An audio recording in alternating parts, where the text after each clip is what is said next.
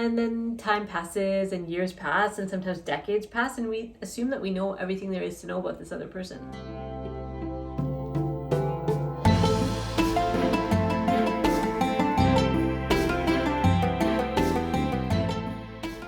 Today I want to teach you a concept that has helped many couples that my husband and I have worked with. We have a relationship coaching program that we offer, and some courses and things that we've done. And this is something that has really opened people's eyes. The concepts come from the Gottman Institute. So we did some training with them. And there's two concepts that I want to tell you a little bit about.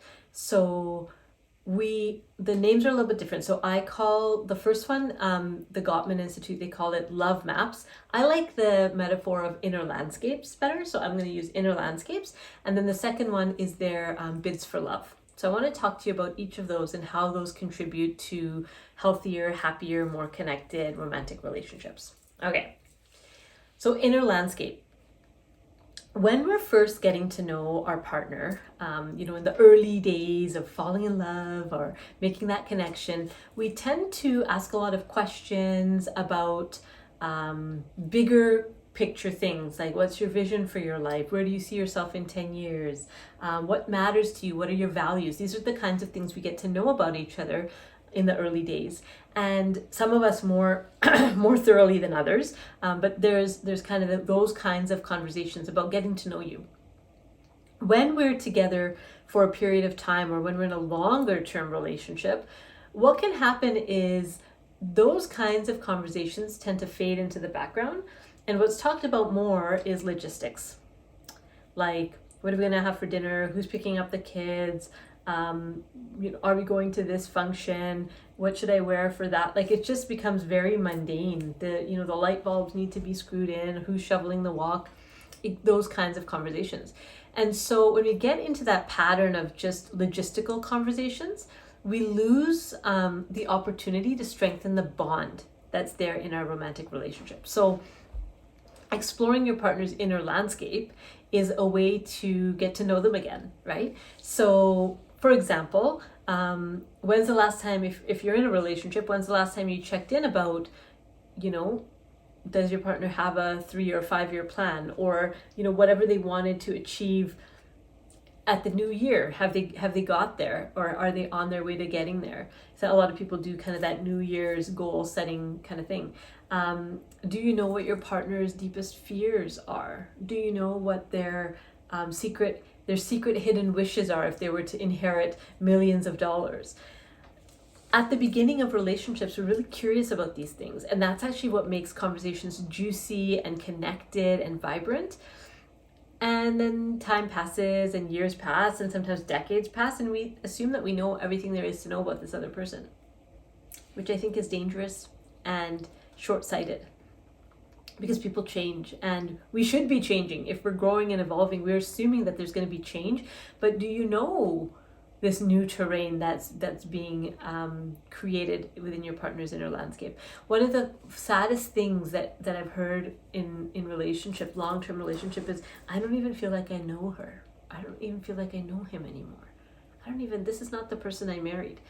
Well, yeah, hopefully it's not the person you married. Hopefully this person has changed, but it seems like you haven't kept up with those changes. You haven't valued those changes or noticed those changes and helped to understand how you're going to fit together now as you're each changing. So having those deeper conversations about inner landscape, those values and meaning and dreams and vision, learning about that. And many of us know that for ourselves. Well, some of us haven't even thought about that for ourselves, but many of us know that for ourselves. Like, if I were to ask you, right, what's your deepest fear? You might be able to do some thinking and get to that, but many of us don't invest the effort and the time to get to know that about our partner.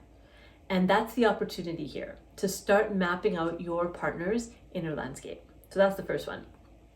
The second one is a really fascinating concept taught by the Gottman Institute, which is called bids for love.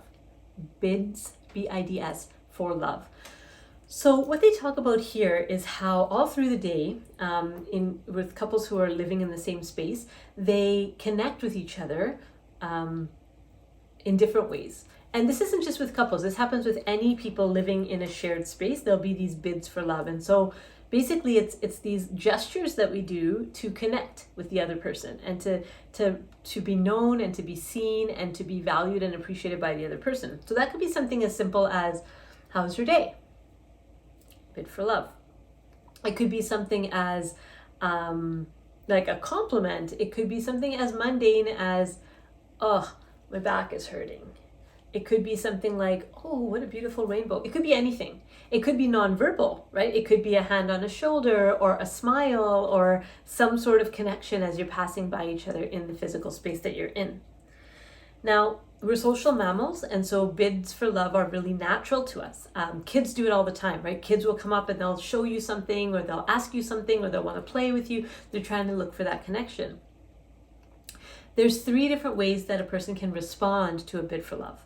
So turning towards, which means you acknowledge the bid for love and you connect, right? So if somebody says, oh, my back's hurting, you might say, oh, simple. It doesn't have to mean you give them a back massage. It could just mean a recognition, right? A validation of their experience. If they come and put their hand on your shoulder, you might smile and look towards them. If they're smiling at you, you might smile back. It doesn't have to be complicated, but turning towards the person actually strengthens the bond in the relationship. Then there's the things that couples often do without really thinking about it and without really meaning to. And these are things that we do that over time chip away at the relationship and over time create a lack of trust and a lack of bonding in the relationship. Okay, so those are turning away and turning against. Turning away and turning against. So in our earlier example of, my back is hurting, turning away is where there's no acknowledgement, there's no response. Person smiles at me, no response. Somebody mentions the weather, no response, just radio silence. That is actually counted as turning away, because that's not acknowledging that bid for love, that yearning for connection. It's just saying, nope, you can't have that here. So it's like you're turning away. Many people don't realize that, right? That not responding is also a response. It also has an impact. And again, your response doesn't have to be elaborate. It could just be a, oh, didn't think of it that way. It doesn't have to be complicated, right? The third one, the turning away, now this is the one, the turning against is the one that actually can cause a lot of conflict, like overt conflict in relationships. So that's where, somebody might say, my back hurts, and then the other person will say, well, why are you telling me that? Or they might, I might say, oh, it's such a beautiful day outside. And the person might say, can't you see I'm watching my show? Can you stop interrupting? So there's a little bit of kind of a hit back or like a bit of attack back with the bid for love. And what they found in the research is couples who tend to turn toward each other more than 85% of the time are those who last the longest in relationship and are the most fulfilled in their relationships.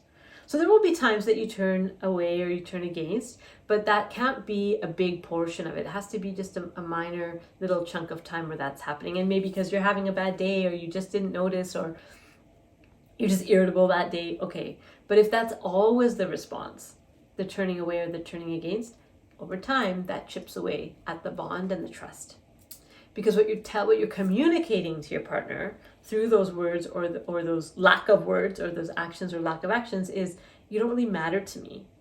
You don't matter to me enough for me to say, that's all it takes, right? So learning your partner's inner landscape and understanding that they're doing bids for love can be so powerful in transforming a relationship.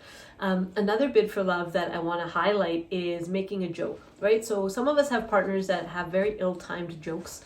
And one of the things to know is that there is some physiological difference as far as regulation and co-regulation. So when people get together who have testosterone in their brains, they tend to use certain strategies to co-regulate that people who have estrogen in their brains use different strategies. It's just kind of how it is.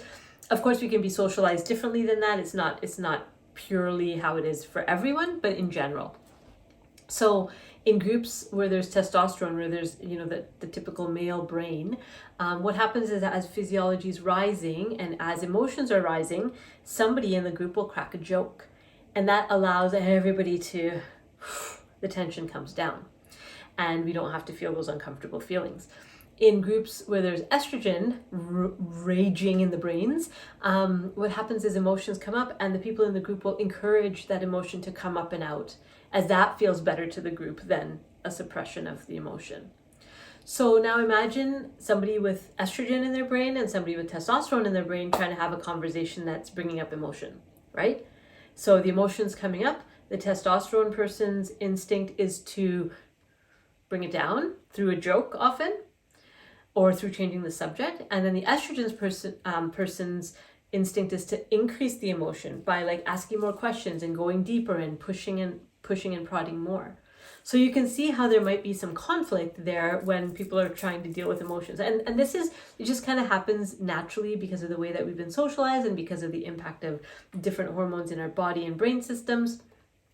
We can train ourselves out of that. We can make conscious decisions so that we're not just reacting, biologically or automatically, but that often happens. And so I've now learned that when my partner makes a joke in the middle of our argument, that's actually a bid for love. So instead of me getting irritated now with like, why can't you just be serious? We're talking about something serious. I understand that what he's trying to do is help me. He's trying to help me feel better in the best way that he knows how to help me do that. Right? So understanding their inner landscape, where they're coming from, and then tuning in to the bids for love can make a difference.